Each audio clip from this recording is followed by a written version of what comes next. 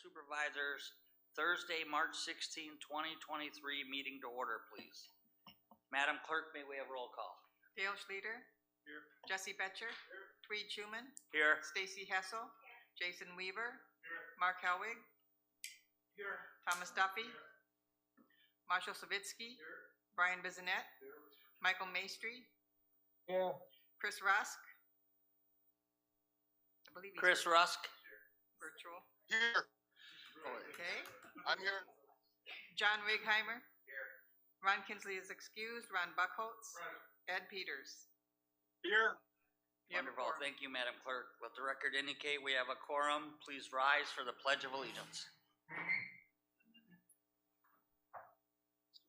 I pledge allegiance to the flag of the United States of America and to the republic for which it stands, one nation, under God, indivisible, with liberty and justice for all.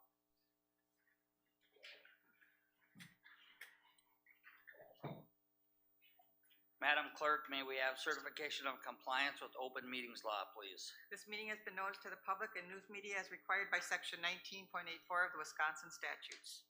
Thank you. Meeting agenda has been presented. Number 6, public comment. I have 2 requests for public comment. We'll start with Miss Monica Isham, please.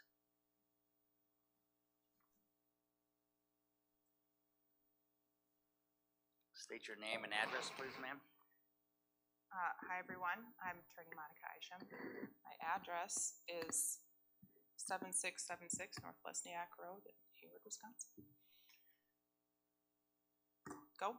Thank you. Hi, everyone. I'm here tonight speaking on behalf of myself as candidate for a Sawyer County Circuit Court Judge. I am born and raised Sawyer County resident, and I've lived and worked here my entire life, so most of you are probably already familiar with me. For those of you who aren't, I just want to use my short, brief time here to convey what I think is one of my most important characteristics, and that's that I have genuine desire to be a benefit to my community. I have a balance in my life experiences that I'm as an LCO tribal member who grew up on the reservation, but also attended Hayward Community School District. I'm an attorney who currently represents the tribe, but has also years of experience as a circuit court appointed representative. I'm also a community member who serves on boards and committees like the LCO University Board of Regents, and also the Hayward School District Parent Advisory Committee. I believe that the balance in my life experiences will translate into a balance on the bench and the decisions that I will have to make. Sorry, my kids are calling me. Decisions that I'll have to make that are going to affect the diversity in our county as far as LCO tribal members and non-LCO tribal members. I also quickly, before I run out of time, want to personally invite you all to an event for the campaign that I'm hosting next Friday, March 24th, from 4 to 6 at the Seven Winds Convention Center. I passed a flyer around, I only brought one, sorry. And I hope to see you all there, and I look forward to more interaction with this board in the future. Thank you. Okay, thank you. All right, next I have Miss Tish Kiana, please. State your name and address for public comment. Hi, Tish Kiana, 16033 West 4th Street, Hayward, Wisconsin. Good evening, everyone. I am a child support attorney for Lakota Ray. I had the opportunity to speak with some of the other board members beforehand, just to visit. We have been working on an MOU between Sawyer County Child Support, LCO Child Support, and the Bureau of Child Support. And since I wasn't able to attend the last public safety committee meeting and I will not be able to attend the next one. I had hoped to be able to just show up in person and give you all an update. I know that Mr. Alvarado will probably mention the MOU as well later on, but we are moving forward with it. We were this close to getting it done, and then I do realize that the county is requesting some additional time to work on it. So I just wanted to say I'm sorry I won't be able to be at the next committee meeting, but hopefully as we move forward, then we keep this good, positive relationship going. I'm sure we will. But I just want you to know when you don't see me there, we're still moving behind the scenes. So thank you for your time, and I look forward to seeing you guys again, hopefully next month. Thank you. Okay, thank you. Anyone online? Alex, for public comment? All right, thank you. Moving on to number 7, consider approval of our meeting minutes, February 16th, 2023. Any questions, concerns, additions, anyone? Mr. Duffy? I move we approve it as presented. Okay, Mr. Helwig? I'll second that. Okay, I got a motion by Mr. Duffy, second by Mr. Helwig to approve our meeting minutes as presented. Is there any further discussion? If not, all those in favor signify by saying aye. Aye. Opposed? Motion carries. All right, number 8, zoning committee chair report. Mr. Betcher? Yes, Mr. Chairman, I was not at the last month's zoning, so if it's okay with you, I'd have the Vice Chair, Mr. Buckholz, present. You bet. Yeah, Mr. Buckholz? Mr. Betcher asked me to do the, excuse me, the zoning for, report. And I have it here. The zoning committee held its monthly, public hearing on February 17th. There was no rezones request for February. The committee approved 2 conditional use permits for gravel pit renewals. And we are still continuing discussion on amending the ordinance to clarify the language defining multi-dwelling development and resorts. So we're still working on that. That's getting to be quite an ordeal here, I guess. And then our next meeting will take place tomorrow morning at 8:30. And if there's no questions, that ends my report, Mr. Chairman. Okay, thank you, Mr. Buckholz. Any questions for zoning? If not, appreciate that, Mr. Buckholz. We'll move on then to number 9, Public Safety Committee report. That's you again, sir. Okay, thank you, Mr. Chairman. I'm not gonna go through the whole thing here because there's quite a bit. I'm just gonna go through the important stuff, or what I think is important. The Sheriff's Department report to Communication Center. 2 new employees were hired, 2 resigned due to pursue other employment. 2 new dispatchers are doing well, but the department is still shorthanded. They continue to receive applications for dispatchers, have several people shadowing that position, and they are using a 911 skill test to help reduce the turnover rates. Patrol report was provided by Sheriff Morotek, reviewed the highlights of the report, including having 10 crashes, including 1 fatality. The Berkey went well with a large number of skiers. 1 conditional job offer is out for a road deputy. Jail report was also provided by the sheriff. We have an individual on electronic monitoring. They are tracking employment status of inmates. At this time, there's 82% are unemployment. They are working with the Justice Point on programs to reduce unemployment, and they are made an offer to replace the court security deputy to fill the vacancy. They are receiving applications for jail staff and hopefully finding some new these positions. Okay.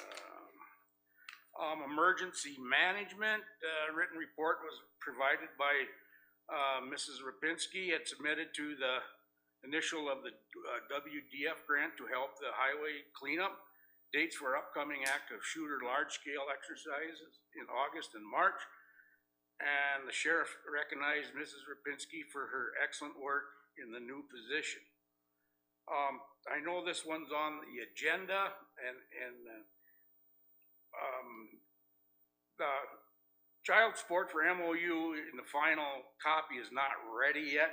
So I suppose Mr. Alvarado will be saying something about that too. And then the next one I got here is the resolution in support of the increased county funding. A resolution supporting increased county child support funding was presented for the consideration asking the legislators to approve the increased funding request. So that's gonna be coming up, and that's all I'm gonna report on for right now, Mr. Chairman. Sure, thank you, Mr. Buckholz. So we've got a resolution presented in front of us to pass, and it's a resolution in support of increased county child support funding. Great. Correct, Mr. Alvarado? Yes, that's correct. It's a request to increase the budget allocation to county child support agencies. Wonderful. Mr. Helwig? I make a motion in support of increased county child support funding. Okay. Resolution. Mr. Schleter? Okay, motion by Mr. Helwig, second by Mr. Schleter to approve the resolution in support of increased county child support funding. Is there any further discussion? If not, Madam Clerk, do you want to set the voting up, please? Motion and a second to support increased county child support funding. Okay, voting is open. It should show up on the screen shortly. Okay. Open the And I vote. need to collect the vote for Mr. Rusk.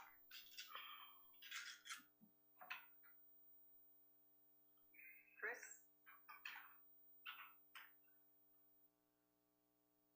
Chris Rusk, how do you vote? How about Mr. Maestri? In favor. Okay. Mr. Peters? I vote yes. Okay, I don't have his clicker up here, but Peters is yes. So I do not have Chris Rusk vote. Should I close it? Yep, I close it.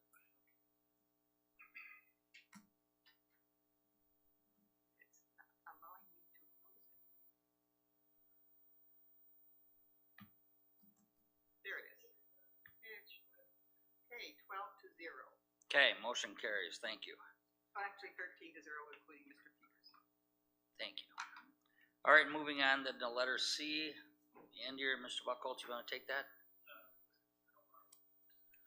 So in the course of the CJCC's meetings this last year, they identified the need to amend the bylaws. On page 2 of the bylaws that are in your packet, it shows the changes highlighted in red. These have been approved at the CJCC and are forwarded onto the board for approval. Item 6 under Article 4 allows the CJCC to designate subcommittees and work groups to accomplish their work. And then under Article 5, membership, there was a discrepancy in the number of members after the last change. So this just solidifies that it is a 15-member body. It adds one additional person from the Sawyer County Health and Human Services. And then there's 14 members as the chair is non-voting. It also allows the jail administrator to send a designee to the meetings rather than the jail administrator. Okay.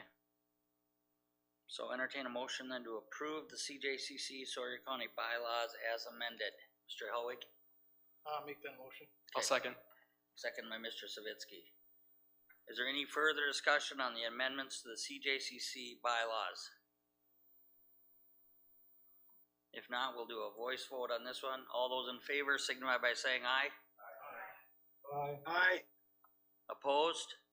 Motion carries. Okay, letter D, guys, CJCC appointments, March 2023. Yeah, and the discussion about the bylaws, there was with the additional added position, that's item L on the list, appoints Julia Lyons, Public Health Officer, as the Health and Human Services Representative. Then in addition to that, there's been a couple changes since the last time the appointments were approved. Grant Gerber is taking one of the resident positions, and Lieutenant Mike Wohler is now the jail administrator. So we're adding just wanted to show you the full list, but the ones highlighted in yellow are the updated membership. Okay, you want a motion to approve those, sir? Yep.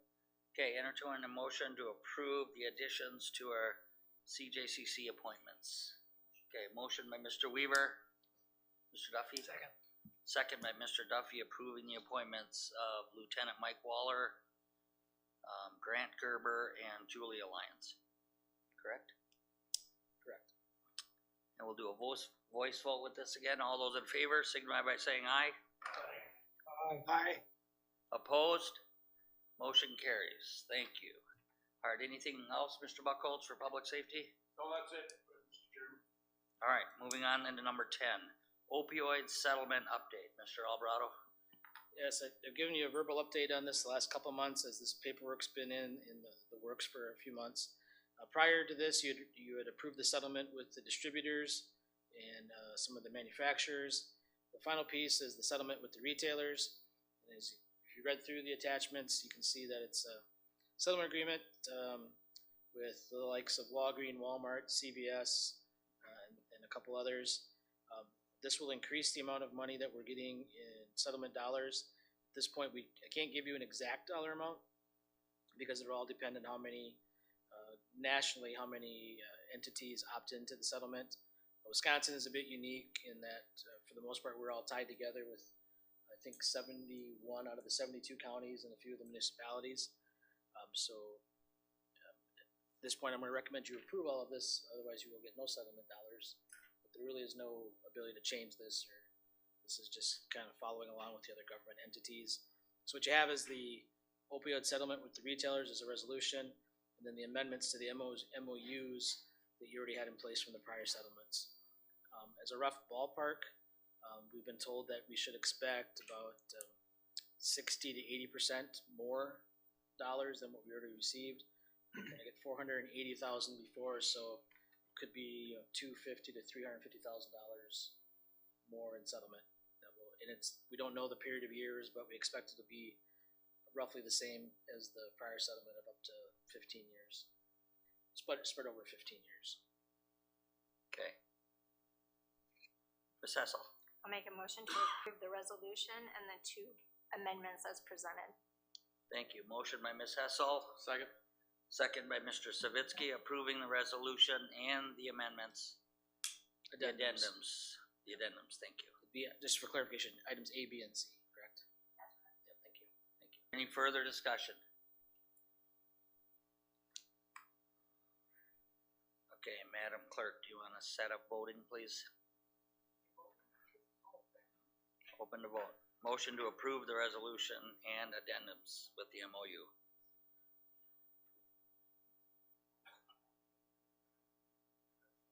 And I have Mr. Russ, could you vote please? Yep. We can vote now, Madam Clerk? Yes. Okay. Okay, Chris Russ, can you vote, please? Mr. Maestri, Yes. Mr. Peters, Yes.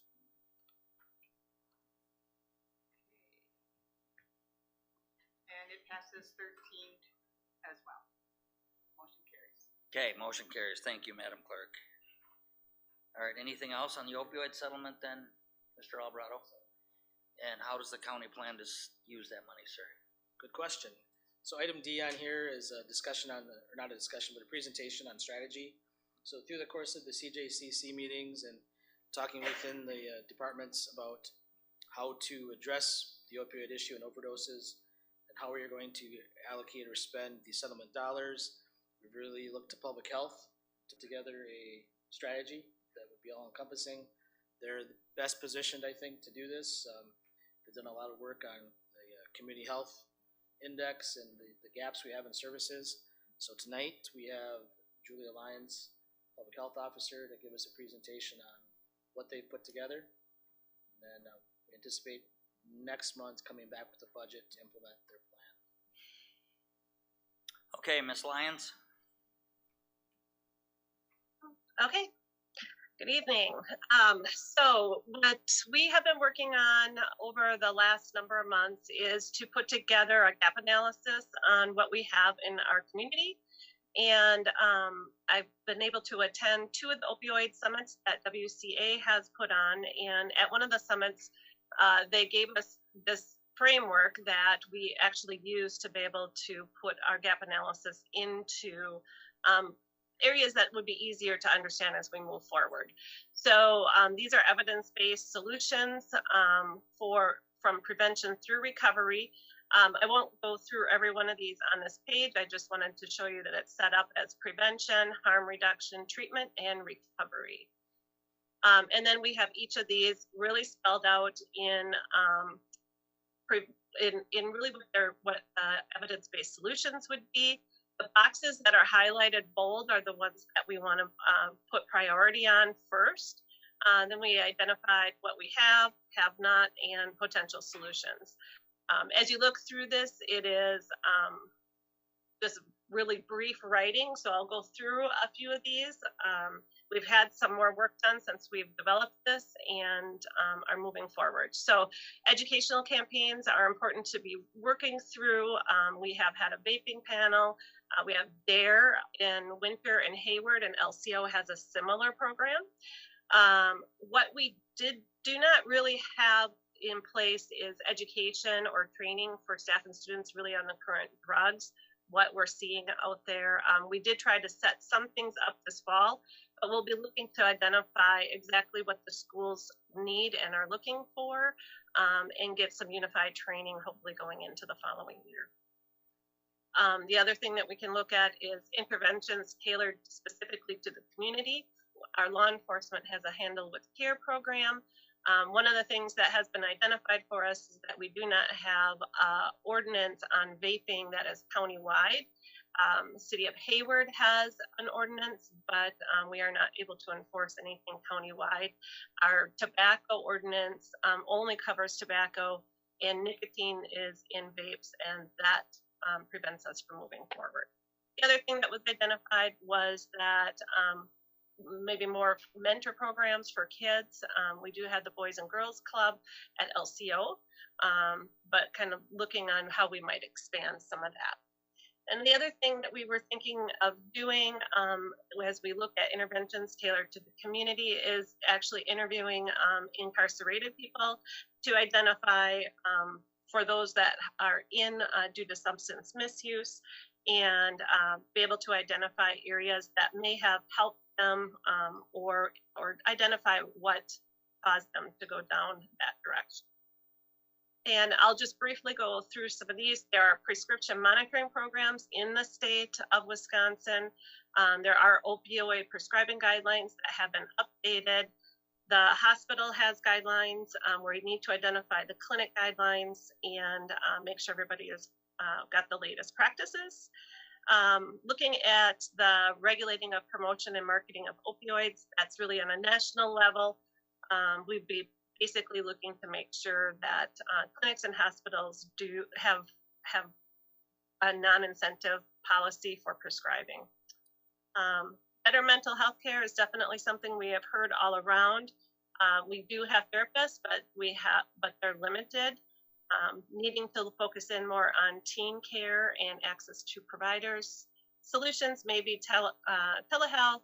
We need to really work with economic development in order to bring more staff into the area. It's not that jobs are not available, it's bringing people in to work these jobs and finding places to live. And then safe disposal locations for drugs in general. And we do have 3 drop boxes, but they're not at a non-law enforcement location. This year we have working with Clean Sweep to be able to get a non-law enforcement location. And right now, actually, we're working on drug take-back days and making sure we're promoting those. Okay, any questions before I move forward into harm reduction? Ms. Hessel. Do you have a recovery to work program that you're going to initiate? I mean, seeing as though 82% of the people in jail are not employed, is there a recovery to work thought process? That'll be in more of the recovery area. So as we work through, I'll kind of cover that. That is an area that we want to look at. But there's plenty of opportunity, Ms. Hassel, for sure. Harm reduction. The areas of harm reduction are fentanyl test strips being available, naloxone, access and training, syringe programs, and supervised injection sites. As we look through, we have some of these services available. Narcan is being distributed through North Lakes and LCO. North Lakes is losing their distribution. The health department has just been able to pick up the grant. So we'll be able to do that. We'll be looking at the fentanyl test strips. We do have a sharps disposal program at Public Health. We also are using that as an option at Clean Sweep. We want to be able to look to see if we can find more needle drop boxes so that we can make sure our community stays clean. Supervised injection sites. At this point, what that really means is that you actually have a place where people can come and use, and they're being monitored, and we make sure that that they don't overdose. It's probably not something that is needed in our area, but what we're doing right now is collecting data on overdose fatalities to identify where these deaths are occurring. We believe most are just kind of out in the community and not in specific areas. So that is what is happening in that area. In treatment, looking at increased access to treatment, telehealth, we are going to be working with our local providers to be able to identify a more seamless framework where or a network where they can have set places that they can send people to for treatment once they identify that people are ready to move on to that next step. Also looking a little bit more into telehealth to see what else we can put in place there. Medication-assisted therapies. We do have 2 opportunities for people, one at North Lakes and one at Baziki. One of the things that was identified is there's probably misunderstanding public acceptance of MAT that we will be working on. We don't have a MAT program in the jail, which is something we'll be looking at. And really the overdose handoff from an overdose at the ED ends up at the ED and leaving directly from there, we would like to get a warm handoff into the MAT assisted places. Looking at expanding diversity for treatment in our workforce, Northwest Tech is really adding on courses and availability. Improving healthcare responder workforce addiction training. We have very limited crisis intervention education out there, so we'll be looking at that for healthcare, law enforcement, fire, and EMS. We'll also be considering stigma of people seeking care, access to culturally competent care. Baziki does a wonderful job. And treatment alternatives to incarceration, which is really moving forward very well with Justice Point and Treatment Court. And finally, recovery. So employment opportunities for people in recovery. We do have a workforce shortage. We do need to get information out there of the employer incentives for being able to hire. And we need to consider what we can do for coaches, for businesses, and for our employees to make sure that they're successful as they move forward. So definitely one of the areas we want to spend quite a bit of time in. Looking at expanded access to recovery housing, we do have some, we need more. Actually, we have just identified a small work group that will be moving forward looking at housing. Peer counseling, when you go to a lot of the trainings, you find that people that have really said that peer counseling, peer coaches have been really part of their success in their sobriety. And we do have some peer counselors, and there are education classes that are available through LCO University. So we do want to make sure that we're moving forward with that. And then incentive to support or sustain recovery. We do have some AA meetings, and we do not have any like long-term day treatment. Might be an area we want to look at. So one of the things that I just want to say, in addition to all of this, is as we look at these areas and we think about our funding that is available, there is not enough to put in a treatment center to be able to know that we would have enough staff up here to cover that treatment section, where we're thinking that we have the best chance of moving forward with the funding that we have is really focusing in the prevention area. Harm reduction is fairly easy to put into place, and recovery is especially important because we can send people away to treatment all we want, but if we don't provide a safe environment for them to come back to with employment and ways that they can have connections that keeps them away from the drugs, then they're just not going to be successful. So those are the areas that we're looking at focusing in on. I'll pause and see if you have any questions. Yep, thank you, Mr. Helwig. I have a couple issues. I've always been a big pusher on getting a clinic in this area, and you had mentioned prevention, and then aftercare, if you want to call it. Recovery. Yep. Recovery. Thank you. But treatment itself is a big part of that. I mean, you've got to treat the issue for them to go into recovery. So yep. I think that's a big thing, that something you got to look at more maybe than you are. Maybe I'm just, but that's just a point that I wanted to. And then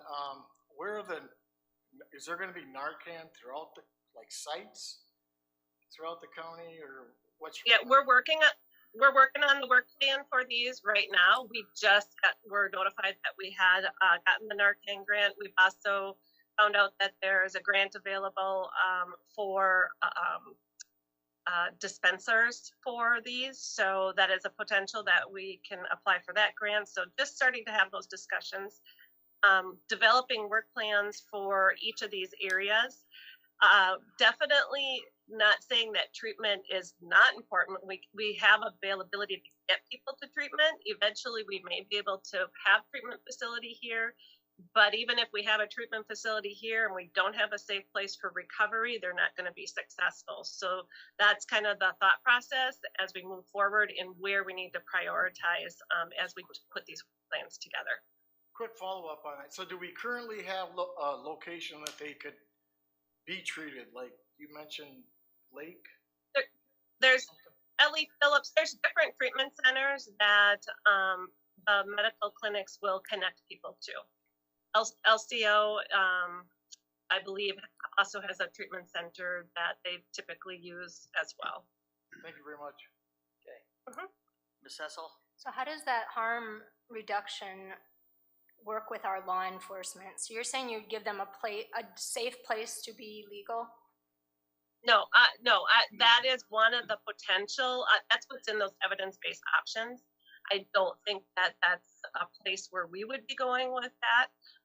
Where we do have some concerns just between treatment center and not understanding where law enforcement would be if we distribute naloxone and fentanyl test strips. I don't think that it's a concern. We just need to get our law enforcement and treatment centers talking to one another. Yeah, I would encourage you to put more emphasis on the prevention piece and not the allowability piece. Oh, Mr. Weaver, yes, sir. I just have a quick question. Does the naloxone or the Narcan work on fentanyl?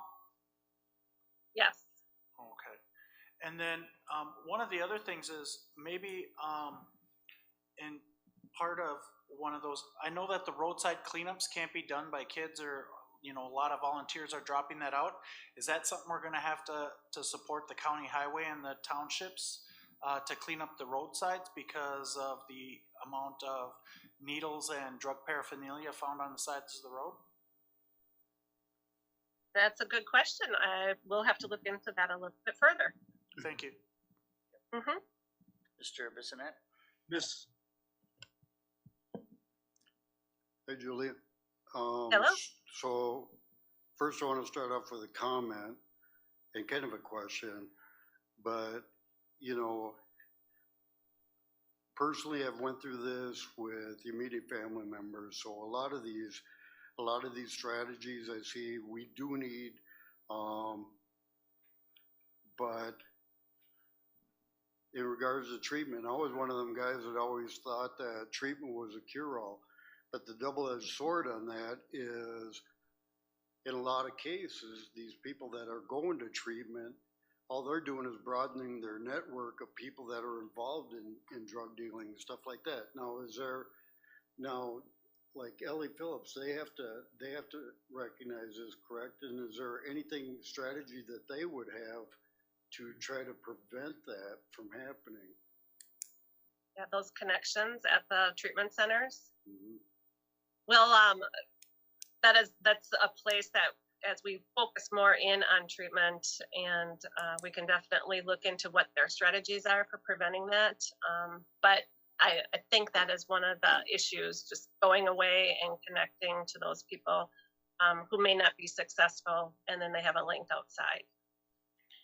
So, very good point, though. Thank you. Okay, so my next question is, and I don't know if you're aware of this, but I've read recently where, and I know it's in Minnesota, if it's in Minnesota, it's in Wisconsin, but fentanyl resistant, Narcan resistant fentanyl is, I would assume here. Have you seen anything like that yet? Right, turn up. Oh, turn it back down. Right, can you hear me? Okay, thank you. Yes, we have heard just recently that it is in the cities. I have not been able to talk to law enforcement yet to see if they've identified any that they've brought in. So that will be a whole nother brand new thing that we'll have to learn to deal with, and what will be the next steps with that. Ms. Lyons, this is Ed Peters. Mm-hmm. What do we need to do to include vaping in our countywide nicotine ordinance? We're looking actually at other counties that have already developed that, and we'll be looking at the city ordinance and be able to bring that forward, working with law enforcement, because that'll come up through them. So it should be something that we should be able to work through and put in place. Thank you. Mm-hmm. Okay, then I have one question, Ms. Lyons. You mentioned that we have two clinics or areas that serve the MAT program, right? The medication assisted therapy. Correct. Do they accept uninsured people at these places too? Because I'm thinking a lot of these might be not insured folks. Are we going to help them as well? What we need to do is actually check with them because of the federally funded programs. And then LCO does do with the Ziki does support for sure LCO members. So I think we're covered pretty good, but we'll be working more with North Lakes and the Ziki to identify if we do need to provide maybe scholarships or additional assistance that could be funded through the opioid settlement. Okay, any other questions, concerns for Ms. Lyons? If not, thank you so much. Okay, thank you. Appreciate all the work you put into this. All right, if there's no more, we'll move on then to number 11, Public Works Committee Chair Report, and Mr. Kinsley is not here, so Mr. Alvarado, do you want to take this? I'll take it. Oh, This Michelle. portion of it. Okay. Real quick, some things that were mentioned at the meeting from the minutes. Mr. Leslie did advise that Thompson's been doing a great job in the snow removal. Been much busier this year. They're working on the master plan, and there's going to be a team put together, and I guess I was kind of volunteered to be on that team, so I will be working on that. Mr. Bicey, I believe he's highway commissioner. He said that the road bans went into effect on March 17th at noon. That's the main thing on the notes, and I'm going to turn it over to Mr. Alvarado now because of a very big issue, ATV. So road bans go on tomorrow then, correct, Mr. Alvarado? Tomorrow at noon? I'm sorry, yes. I have no idea what date is, obviously. No, they don't go on tomorrow at noon, they go on at 12:01. Right? Okay. All right. I can Got double that. check with the minutes out of that noon. Okay. I've never seen them go on at noon, that's my question. So, Mr. Alvarado then? Yes, I'll just pick up, the ATV renewals and ordinance. It's been a. Okay, I'll pick that up in my report at the end, if that's all right. Yep. Yeah, I have B in my administrator's report, so I'll just cover that with that. So the ATV, UTV ordinance, has been a discussion for a number of months, and it's ongoing. Conversations continue with the Alliance and the townships and with the LCO. And so the committee, as far as the ordinance, setting up a conversation with the LCO, we did look at some additional revisions and language that is being considered and reviewed, and there'll be more to come on the ordinance. Under our current ATV policy, in February of every year, the ATV, UTV routes that have already been approved are considered for renewal. Partly due to the change or absence of the highway commissioner, we did not get that accomplished until March. So at last week's meeting, the Public Works Committee did renew all of the existing ATV, UTV routes that were already approved, except any segments of those routes that are on the reservation. And that is at the request of the LCO and pending additional conversations with them. They would like to talk about those further, so those segments were not approved for renewal at this point. I just had a question. So during public, Yeah, Cecil. on this discussion, in that meeting, is Mr. Bissonette, Mr. Rusk, and Mr. Schuman, are they acting as the county board or are they acting as LCO tribe when they're in the discussions at these meetings? I can answer that. We're county board because I represent my district in the town of Hayward. Okay, I just didn't know which board you were acting on behalf at those meetings. I understand. I can answer that.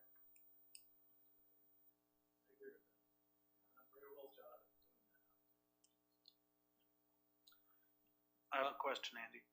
So if they're not renewed, does that mean they're not routes currently? Correct. So if we're traveling those routes currently on publicly funded roads, then will we be pulled over and ticketed? You could be, I believe so, yes. I'll be riding them. The sheriff's in the audience if you wanna talk to him further about that. And I will add too, part of our conversations, is on concurrent jurisdiction on those roads. It's not just the county ordinance, there's also a tribal ordinance that would exist on the reservation as well. That's part of the conversation we were having to kind of sort this out. There's no other questions on the committee report. I think that pretty much covers what we've discussed there. Can we move on to item D? Yeah. Okay. Letter D, sir. So as, just gonna share my screen here.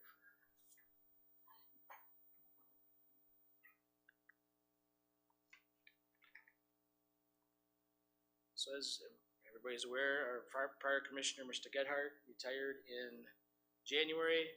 We've had the position posted for over 2 months.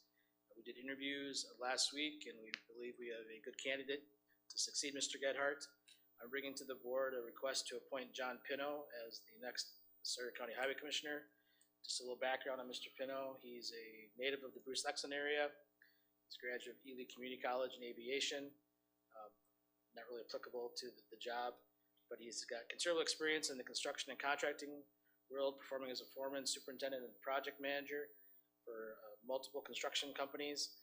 I'll point out that they're generally not road crews or highway crews.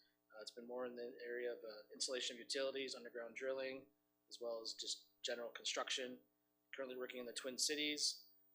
Has worked on the road, but would like to get back to this area on a more permanent basis. He lives here part-time. Found he had a good balance of in the field, hands-on work, the getting dirty part, but also a lot of experience managing employees and performing administrative tasks of hiring, payroll, bidding, scheduling of work, and supervision. He has additional training in leadership and team building, which we thought would be very useful at the highway department. We feel he's the best candidate, offering the right energy for the position, ability to manage and lead the staff and provide overall direction, including managing and prioritizing a budget, maintaining the county assets, and representing the county with state and local bodies. Like I'd mentioned, his biggest weakness is probably the lack of working within a highway department or a similar operation, but he has already lined up resources to assist with that, including having a highway commissioner in another county be a mentor. And we've also, the county, have identified some additional expertise and support that we could get him acclimated to the department. Wonderful. Mr. Buckles. I make a motion to approve, John Pino as our new highway commissioner. Sawyer Okay. County. Mr. Helwig. I will second that motion. Okay, motion by Mr. Buckles, second by Mr. Helwig to approve the appointment of Mr. John Pino as our Sawyer County Highway Commissioner. Is there any further discussion? Anybody online, Alex? Okay, if not, all those in favor signify by saying aye. Aye. Opposed? Motion carries. Mr. Alvarado. Just want to make one additional comment. In the discussions with bringing Mr. Pino on board, we did discover there's a ordinance on the books for the county that was adopted when Mr. Gedhart was appointed the commissioner, that Mr. Gedhart did not do the 2-year, there's a statute that indicates that unless the county does something different, the highway commissioner is elected every 2 years. When Mr. Gedhart was appointed as commissioner, the ordinance was created that he did not have to go through the 2-year election, but every commissioner after him would have to. That was a discussion point with Mr. Pino, and we agreed to make a good faith effort to bring that back to the board for consideration of eliminating the 2-year election. And I'll bring that back at some point in the future before his 2 years is up. But it is somewhat an antiquated statute, since the time of the statute, all county employees, unless otherwise noted, are at-will employees and could be terminated at any time. So it's just, his request was for the board to consider the same thing that Mr. Gedhart had. So just want to make you aware of that. That was part of our negotiation. All right, thank you. Okay, so does that conclude, Mr. Howie? Bring up the courthouse remodeling. I'll do that when Okay. Do you have anything else, Mr. Helwig, from Public Works, sir? No, thank you very much. All right, thank you. All right, moving on to number 12, Land, Water, Forest, Resource Committee Chair Report. Mr. Betcher? Yes, sir. We held our monthly committee meeting on Wednesday, March 8th, and we then held a special meeting tonight at 6 p.m. where we approved the sale of the property in Radisson. The lake ice is still okay, and the county snowmobile trails remain open. However, ice fishing shacks need to be removed by the 15th. And as discussed, the road ban is going into effect at 12:01 p.m. tomorrow, so 1 minute after noon, for all town roads with a limit of about, I think, 4 tons, and then all county roads with a limit of, I think, 16 tons, except for County Road B. Despite the heavy snow, logging has been ahead of schedule with gross timber sales already at $675,000 for the year. Recons and inspections are on target. There was a recent confirmed wolf kill of an elk on tribal land. Looking into that further, there's some ongoing collaring in the adjacent counties of elk. The committee voted to approve sending the recreational trail aids resolution to the full board, which, unless there's any questions, we can move to now. 12B. Any questions? Anybody online, Alex? No, Mr. Betcher, proceed with letter B, sir. So 12B, the recreational trail aids resolution, it's not abnormal. This has to be redone every year. And I don't think it's any different than previous years. So if we... Okay, Mr. Helwig? I make a motion to approve the recreational trail aid. And Mr. Duffy? I'll second.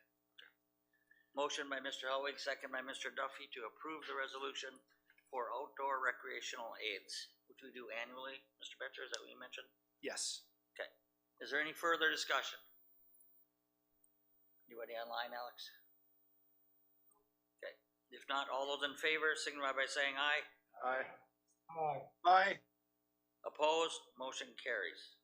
Mr. Betcher? That completes my report. Thank you. Okay, thank you. Number 13, Health and Human Services Board Chair Report. Mr. Schleter?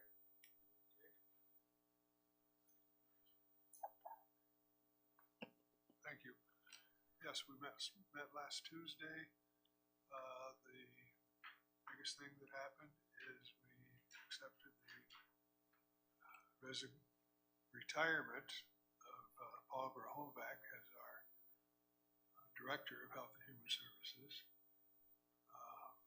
And he probably has some more about that when he gets to his report about, but we have been searching already, looking for a replacement. Health and Human Services is looking at this as a opportunity to review what we are doing now, what we were doing in the past, and what we might do in the future.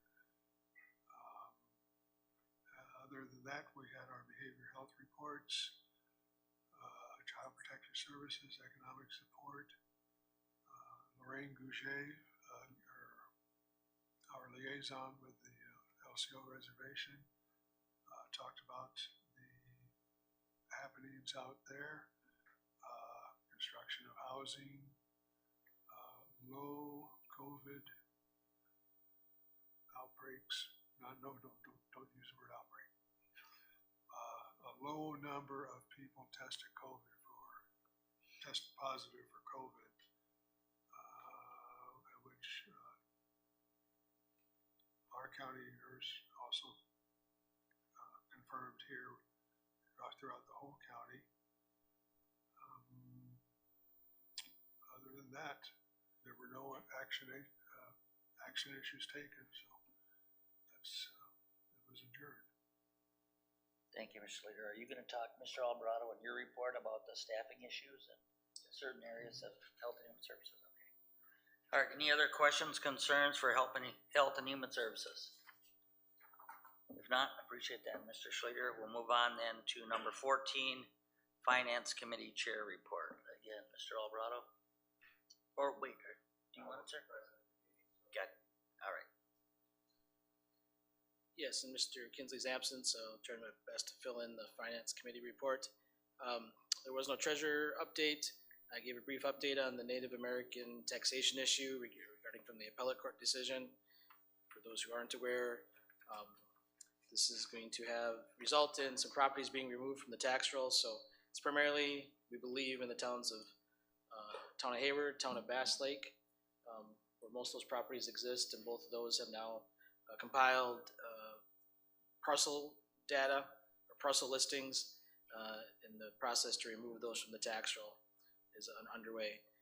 We don't anticipate, as opposed to some of the counties up north that have the same situation, a significant impact on local budgets or a shift in property tax to non-tribal properties. But that it's going to take a little while to flesh that out here. Noteworthy, in the governor's budget, there is a provision that would make local governments whole and then reduce in the first year and then reduce that amount by 10% every year for 10 years to, I guess, lessen the impact of that change in taxation. From the finance department, sales tax distribution or payments are tracking as expected. There's no drop off. The finance director projected a total sales tax collection this year of a little over $3 million. So as long as the economy continues as it has been, we hopefully will reach that amount. They're working on the 22 budget and closing those things out. As you've been through the county budget process, this is the time of the year where a lot of the budget information is known, but right now we're closing out Health and Human Services and the Highway Department as state aid payments come in for those programs. The investment data this year is significantly different than other years due to the increase in the Fed rate. So we are seeing interest in the amount of, let's see here, around $50,000 coming in from having investments in the 4% range. So that's, I guess, one upside of the increase in the Fed rate is that we're seeing more interest coming in. And then we also reviewed ambulance billing to see where that's at. Collections are tracking a little bit ahead of the prior billing company, which is what we had hoped for.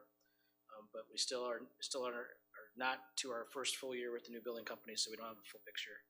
And then there's also discussion, we have a town of Edgewater, that the initial request was to essentially remove them from the ambulance levy because they participate in another ambulance service out of the Birchwood area. There's really no practical way for us to remove them from the ambulance levy. So the follow-up request is that we consider taking a portion of our ambulance levy, I guess refunding it to the township so they can pay their cost to the Birchwood ambulance service. So there's still some review to be done there to whether that is something that can be done and how it can be done and if it should be done. And that'll come back to the committee with another report next month for them to consider. And other than that, we reviewed the ARPA, opioid, and local area tribal consistency funds on hand and how those are being distributed. Andy, we closed out 22 yet to know whether we had a surplus or deficit? And what are you expecting? I'm expecting we'll be under budget. Okay. Yep. At this point, finance director is projecting that we had budgeted some fund balance to like Health and Human Services, that we will not need to do that, so that money will stay within our general fund. But is there anything else on carbon credits? Is that something? Nope, that's going to be a little while. I mean, we've been providing information to ANU as they've requested it. They're doing their due diligence. Kind of the science part of that, where they have to certify the amount of credits we can produce, is what they're doing right now. Okay. So even, we did check in with Bayfield County. They're over 18 months now into when they signed up for the carbon credits, and they don't have any sale or money incoming yet. Mr. Weaver. I have a question, and it's, excuse my ignorance, but it's back on the taxation question. How can the county take federal tax exempt land and claim it as tax delinquent? Not following you. Well, if there's land on the reservation that's no longer tribal member owned, but the county owns it or not took it for tax delinquency, how does that happen? And then if it's federally tax exempt land, how does the county take it for tax delinquency? Right, we can't. Well, then how did all this land get taken from the reservation into the county's hands? It's not in our hands. So these properties I'm talking about. It was, though. Well, the properties I'm talking about, that's the appellate court, is that the land was at one time tribal land, went into non-native ownership. Through tax delinquency, through the county. Well, the county doesn't own it anymore, though. At some point, the county must have sold it, or how do they illegally take the land, though? I don't know. I think I'm getting baited down the road. All I know is the property is now once again owned by either the tribe or a tribal member, and they were still getting taxed on it because it was at some point privately owned. The court has said that those lands now should not be taxed and need to be removed from the tax roll. And they're roughly, I believe, the town of Hayward, there's 20-ish parcels, and the town of Bass Lake, there's 84 parcels. And I think we can bring this, Mr. Weaver, to our attorney or to a committee, finance committee, discuss it further there. Okay? But good questions. All right, and are you gonna elaborate on shared revenue that we learned, the surplus at the state, or is that gonna be in your other report? That's a true negative there. No, I can mention it a little bit. I'm not gonna get too much detail about it. Okay. All right, anything else for finance committee? Anybody online, Alex? All right, thank you, Mr. Alvarado. Number 15, economic development, UW Extension, Mr. Duffy. Yeah, thank you, Mr. Chairman. We met on March 6th, and I have a short report. We first of all heard from Northwest Regional Planning. They informed us that they have a lot of funds available at 0% interest for home improvement loans. and also informed us that they're going to have a hazardous waste program again this year. We then heard from Economic Development Corporation, and they've informed us that they have hired Dalton Hessel to highlight some of the local businesses. And they're going to be scheduling a local business social event this spring, and Andy's going to be the guest speaker for the first event. No, wrong Andy. Andy Donahue from the SBDC is gonna be. Oh, what's great, okay. Oh, okay, wonderful. So we then heard from both libraries, Hayward and Winter. They informed us what was going on in their spring programs. We also heard from Andy as far as the broadband update. I assume he may cover that in his report. We had a new topic we brought up, Andy brought up actually, is the DNR nursery project. And there's some interest in the community for a land swap of the county on the DNR nursery and some other vacant lands to provide property for county housing development. So we'll hear more about that in the future, and Andy may cover that in his program tonight, his coverage tonight.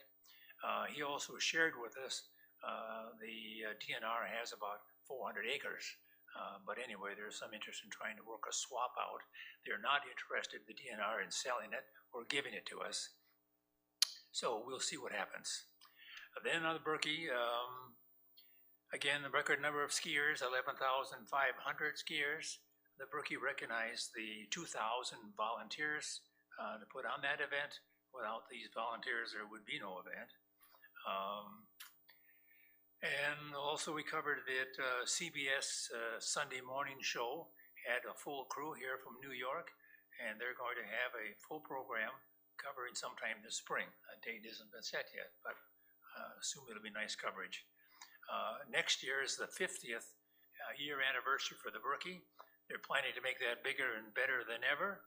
The parking, again, continues to be a real problem. It looks like maybe the only way to handle that is to park cars out of the community and bus them in. But the trail is wide enough to handle more skiers, but the town is busting at the seams. So that's the big problem. This past weekend, the Berkey sponsored the Fat Bike Berkey. The Fat Bike Berkey is bikers who race on snow-covered Berkey trails. There were like 850 racers. They had 3 different races. They had a 50K, a 25K, and a 10K. And the bikers were happy and looked like they all plan to come back next year. It grows every year, so it's going to be a popular event. So that, Mr. Chairman, completes my report. Thank you, Mr. Duffy. Any questions, Mr. Helwig? Mr. Duffy, was there, I think I heard, I don't know, it was from the sheriff or somewhere, that there was actually more skiers than visitors this year? And if that's the case, is it because of housing, you know, like hotels? Well, they average, every skier averages 2 people that accompany them, whether they're wives or husbands or girlfriends or whatever. So there's a lot of spouses. I mean, it's a problem. I mean, where do you put all these people? It's nice to have an event that's popular that people want to come, but accommodations are a problem, and it's tough to, you know, they house them all the way to Duluth and Superior and Ashland and Rice Lake and wherever, you know. So it's a big event, a popular event. So we can be proud of it. Absolutely. Mr. Schluter. Yeah, Tom, the Weiss Library building, I understand, is having some problems. Have they talked to our committee about that? No, I'm not aware of that. Okay, apparently some shifting. I don't know all the details, but I think it's something maybe we should be aware of. Yeah. Become aware of. Okay, we'll check into it. Thank you. Okay, anything else from Mr. Duffy in economic development? Anybody online, Alex? Okay, if not, number 16, county administrators report. Mr. Alvarado. So the courthouse expansion renovation we're about $6.17 million worth of work into it, about $2.5 million left to go. With the change from February, our original construction amount is increased to $8,674,000, and we still have about $45,000 left in contingency. A lot of that got eaten up here in the last couple of months. So going into phase two, it's going to be pretty tight.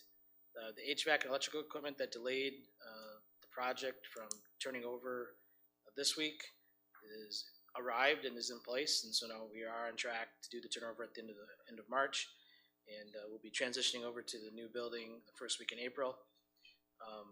As part of that planning of how to transition over to the new building and people looking at how they're going to take occupancy and start looking at turnover or the start of phase two, there are some small things coming up, like, you know, are we getting window blinds, or I need this piece of furniture. So we're working through those things, but all in all, I think we'll be able to move over there without too many issues at the beginning of April and get the courtroom up and running, and then they can start gutting this area right here and starting the remodel, so that's completed by August. I was over there a couple days ago, and I know some of us took a tour back in January for the board meeting, and it's hard to envision back then how it was going to look, but it's come a long ways. Very modern building, a lot of finished concrete rather than carpet, and some good things that will help on maintenance. So it'll be a nice facility. Andy, when you see the county board meeting in their new room? I was hoping in April, but IT has told me let's plan for May. Okay. And part of the reason is that room was used for staging a lot of the furniture order came in, and they had to assemble, and they're farming it out to other parts of the building. So that'll be the last space to get cleared out, and also the last place to get all the courtroom is the priority. So the boardroom would be second for getting all the AV equipment in place. So if it's in April, it'll be a nice surprise, but plan on May. Okay. Correct.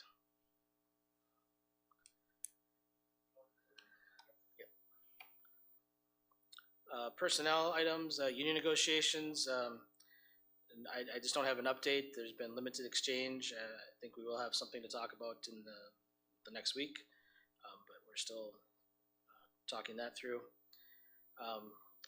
Recruiting, we do have a number of positions we're recruiting for. So like Mr. Schleter said, we did receive the resignation of our Human Services Director, Mr. Gahovic. That retirement, is April 28th. So the position has been posted, and it's open until filled. So we're looking for good applicants right now because we'd like to get somebody on board hired before he is departed.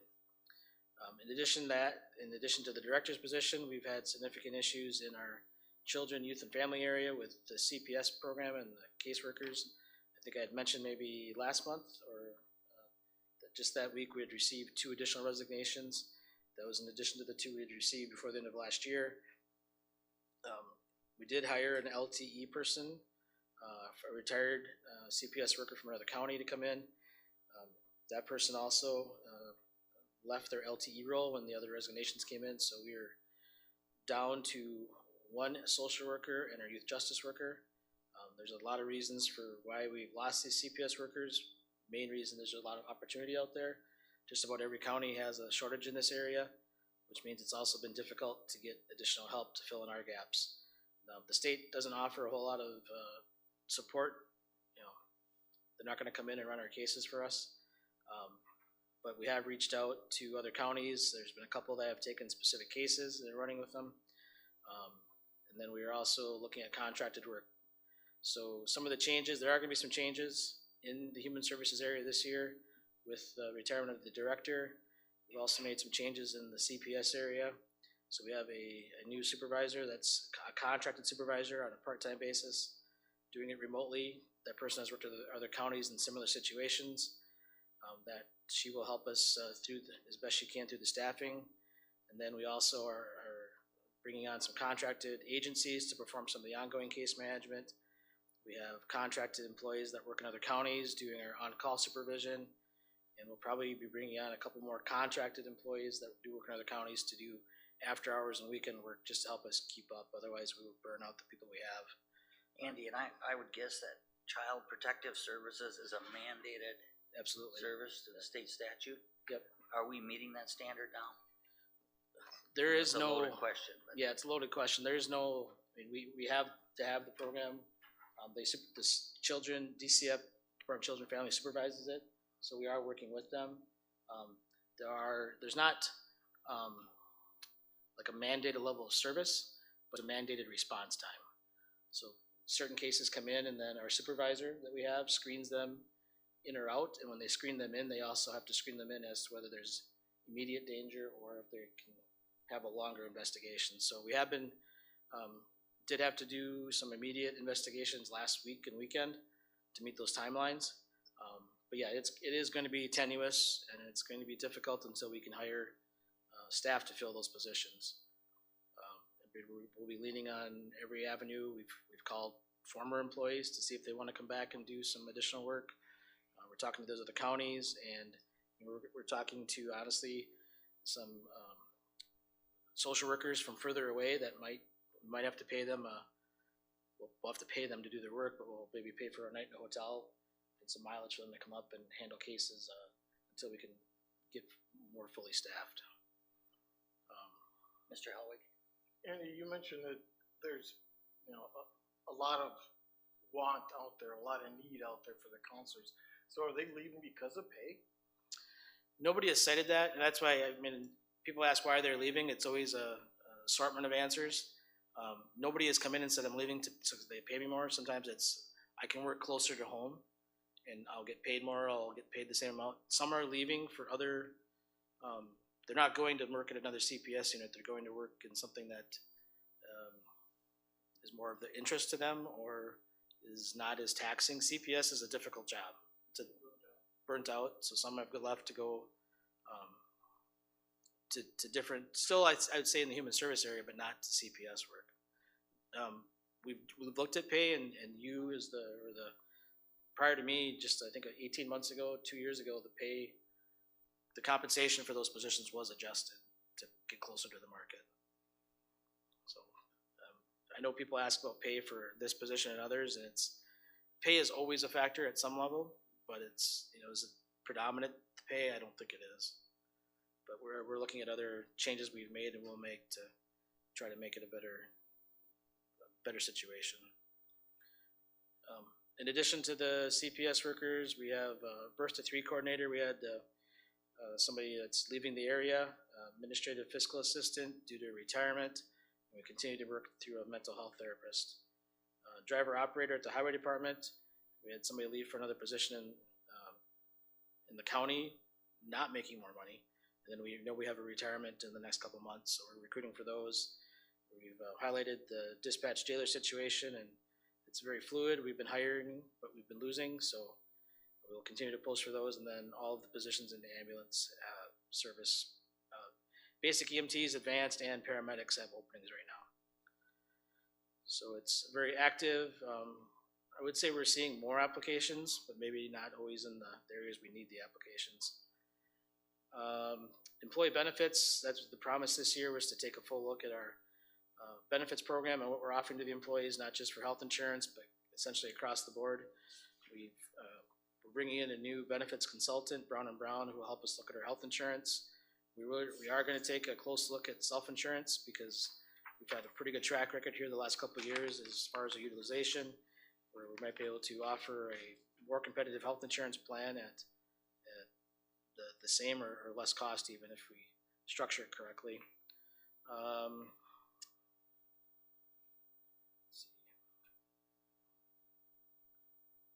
My computer to wake up.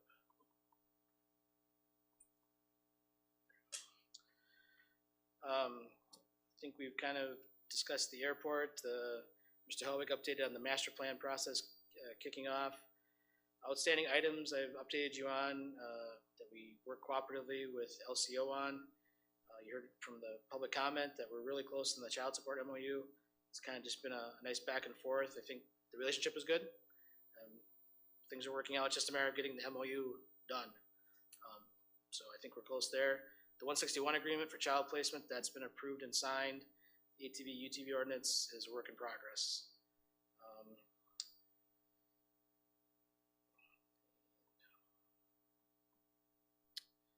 I think we've covered the opioids settlement, the CJCC, we handled that. And then last month, Mr. Schleter, Mr. Schumann, and I attended the BCA legislative event in Madison. probably not surprisingly, it was kind of a two-day event with two different perspectives on the state budget. Obviously, you've heard in the news about a surplus at the state level, so I think everybody down there realizes they need to do something. I think you'll see some changes in local government funding. How that happens, there's two different perspectives on. We know what the governor's budget looks like as far as there is. His proposal would send additional money here in addition to the shared revenue we're already getting. It would also give counties the ability to, through referendum, adopt an additional 0.5% sales tax.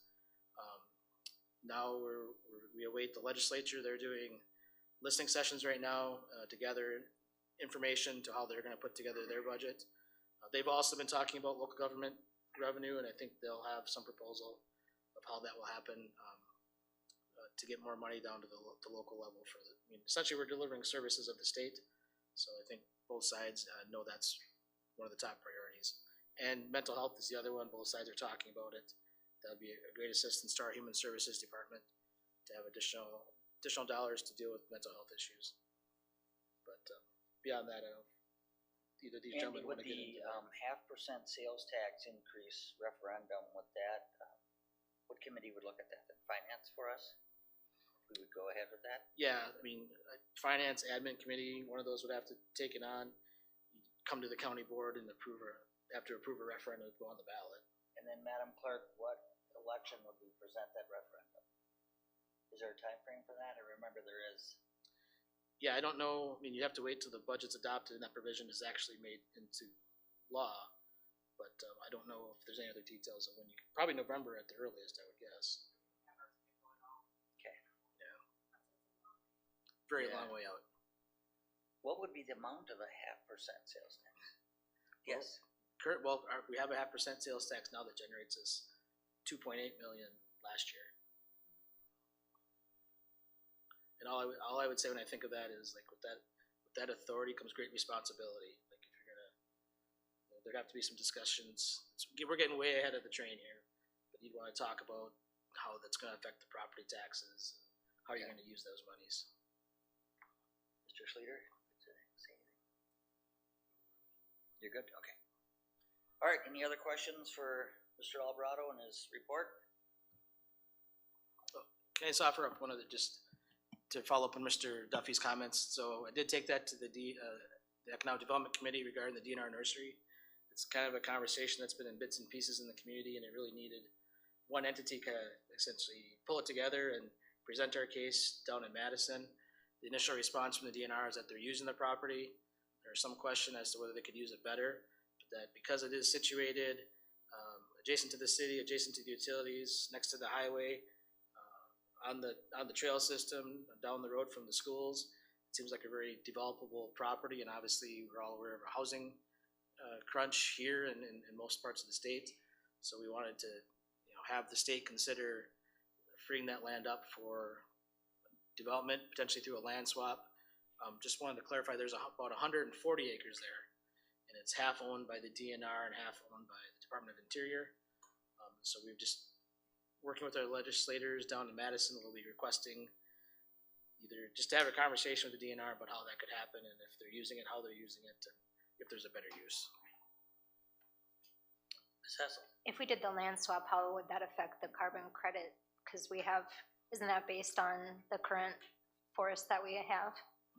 Yeah, we'd have to either, for the 140 acres, it'd be a minimal actual impact, but you'd have to either not enroll that land in the credit, or if it was already enrolled, pay to get it out. Okay, anything else? Alex, anyone online? If not, we are adjourned. Thank you, everyone. Please drive safely going home. Yes. Oh, okay. Correspondence, reports, conferences. Mr. Betcher? Sorry, sir. Yeah, I don't know if we're we're already adjourned, so if people want to get up and, go ahead, sir. and leave, they can, but I think most people know that I'm leaving the county, and as a result, I have to leave Mr. Duffy? leave the board.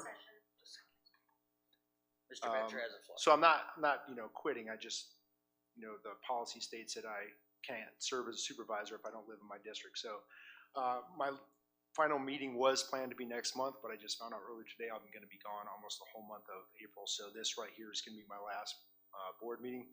I will be at zoning tomorrow morning.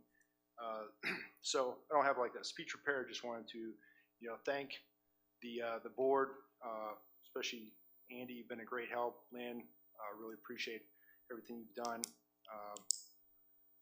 Sheriff, thank you. Mr. Schlender, thank you for giving me some guidance early on as a new supervisor and sharing your CrossFit routine with me. Thank you for that. So I really want to acknowledge the zoning committee though. So when I got here, I only really wanted to be on one committee, land, water, forest, resources. But the chairman said I have to be on at least 2 or 3. So I got put on zoning. A little hesitant, but I really have learned to enjoy that. And I've been the chair of that committee for the last year. And I know everybody has their own challenges on each committee, but zoning is a little bit unique in that every single vote, every conditional use permit, every rezone request is going to be contentious because you're dealing with neighboring property owners, and it's always not a fight, but there's a lot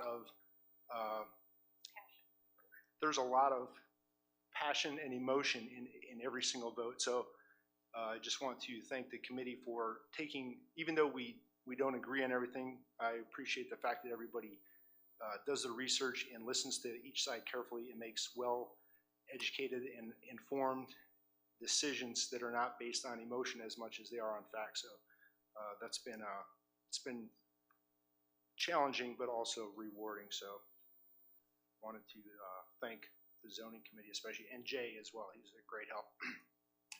So like I said, I don't have a speech prepared. Just wanted to thank everybody and say it's my last meeting. Thank you. Thank you, Mr. Betcher. All right, and with that, we are adjourned. Thank you, everyone. Drive careful going home.